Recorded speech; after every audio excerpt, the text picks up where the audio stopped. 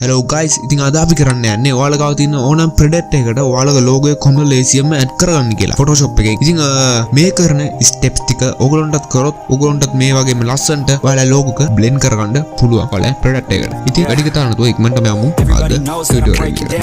Everybody knows I ain't faking now.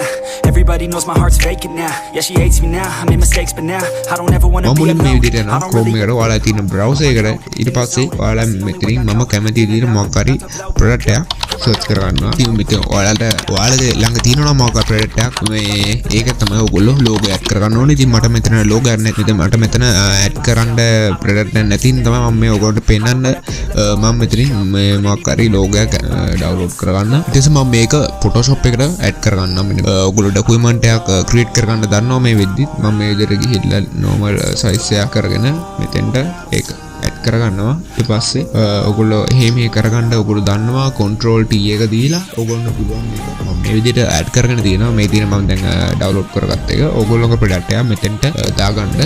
මේකට ඔයාලගේ ගාව තියෙන logo එක add කරන්න. ඉතින් මම මේක මේ විදිහට add කරගන්නවා. අර මෙන්න මේ විදිහට තමයි ඔයගොල්ලෝ logo add කරගත්තට පස්සේ තියෙන්න ඕනේ.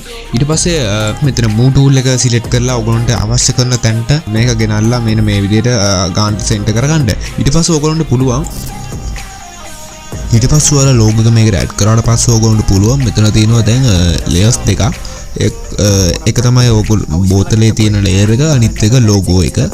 ඉතින් ඒ දෙක ඔයගොල්ලෝ rename කරගත්තොත් ගොඩක් හොඳයි. මම මෙතන rename කරලා නැහැ. ඊට පස්සේ ඔයගොල්ලන්ට පුළුවන් මෙතන බෝතලේ තියෙන layer එක ගාවට ගිහිල්ලා ඒක ඇදගෙන ඇවිල්ලා මෙතෙන්ට කරලා new layer කියන ඒ layer icon එක ගාවට ඒක drag කරන් ඇවිල්ලා අතහැර ඊට පස්සේ ඒක duplicate වෙනවා කොපියක් වෙනවා. ඊට පස්සේ ඔයගොල්ලන්ට පුළුවන් ඒ කොපිය බෝතලේ එක උඩට දාන්න. ඊට පස්සේ බෝතලේ තියෙන logo එක තියෙන layer එක මැද්දට වෙනවා. මැද්දට වුණාට පස්සේ ඔයගොල්ලන්ට පුළුවන් උඩ layer එකට ගිහිල්ලා ඒ කියන්නේ උඩම තියෙන layer එකට ඒ කියන්නේ අර බෝතලේ කොපියට ගිහිල්ලා ඔයගොල්ලන්ට පුළුවන් shift control U press කරන්න. ඊට පස්සේ ඒක black and white වෙනවා. ඊට පස්සේ ඔයගොල්ලන්ට පුළුවන් ඒක right click කරලා clipping mask කියන option එක දෙන්න. ඊට පස්සේ ඔයගොල්ලන්ට පේනවා logo එක හැඩයක් මතුවලා තියෙනවා black and white විදියට. ඊට පස්සේ ඔයගොල්ලෝ ඒ layer එකේ මිදගෙන ඔයගොල්ලන්ට පේනවා blending option එකක් තියෙනවා. ඒතර normal කියලා දෙන්න දැනට ඒක අපි click කරලා ඔයගොල්ලෝ දෙන්න ඕනේ DNA light කියන එක. ඊට පස්සේ දුන්නාට පස්සේ ඔයාලා වැඩේ දැන් ගොඩක් ඉවරයි වෙලා. ඊට පස්සේ ඔයගොල්ලන්ට පුළුවන් opacity එක අඩු ගන්න 80ත් 85ත් වගේ අතර අඩු ගන්න පුළුවන්. ඊට පස්සේ මෙන්න මේ විදිහට තමයි අපේ final result එක ඇවිල්ලා තියෙන්නේ. ඉතින් මම මේ විදිහටම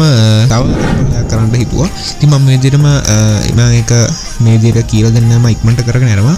මම මේ විදිහට බෝතල මේ විදිහට මැට් කරගෙන එතෙන්ට logo එක විතරක් තියාගෙන logo එක මේ ඒ logo එක තමයි මෙතෙන්ට තියාගෙන duplicate කරගෙන ඊට පස්සේ logo එක තියෙන එක මැද්දට කරලා අර duplicate එකට ගිහිල්ලා